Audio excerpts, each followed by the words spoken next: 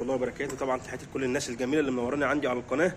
يا جماعه معلش سامحوني غياب عنكم يعني. تمام. طبعا دي نتايه فيها حوالي دلوقتي سنتين. الكلبه دي مستوى كويس جدا على فكره والله العظيم. هي بتاعت صديق ليا. الكلبه ما شاء الله فيها مستوى كويس، فيها لفه ظهر كويسه. الكلبه يعني داخله على علشان حيضه. تمام.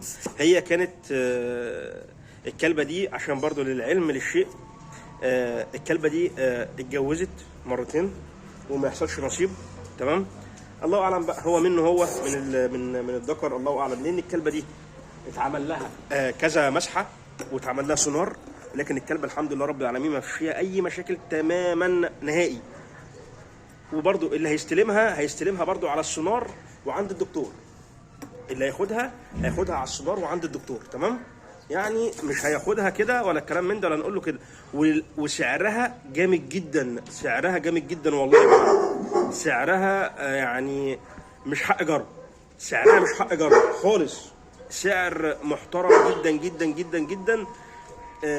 يا بخت اللي هتكون من نصيبه، يا بخت اللي هتكون من نصيبه. تمام. كلبه كويسه جدا، فيها لفه ظهر، فيها عظم من قدام سليم. الكلبه فيها رجل من ورا خفيفه، فيها شعريه جامده جدا.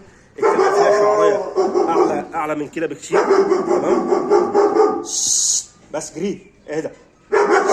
الكلبه فيها شعريه اعلى من كده بكتير، فيها لون احمر نبيتي عن كده. تمام.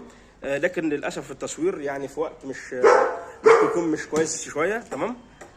او التليفون بتاعي مش كويس شويه للتصوير. لكن الكلبه ما شاء الله انتوا هتشوفوها الكلبه كويسه جدا جدا.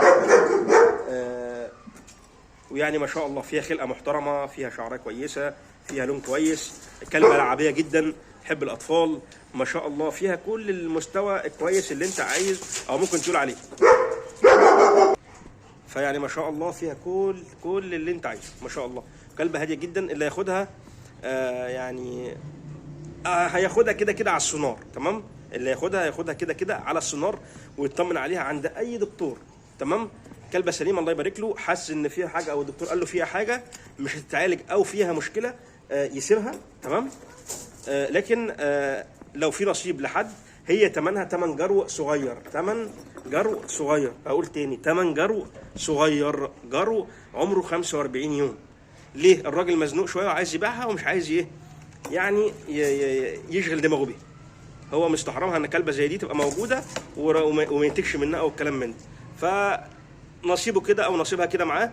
فان شاء الله ربنا يجعلها تكون من بخت او من نصيب حد من متابعينا. كلبه كويسه هيستلمها مني انا على السونار.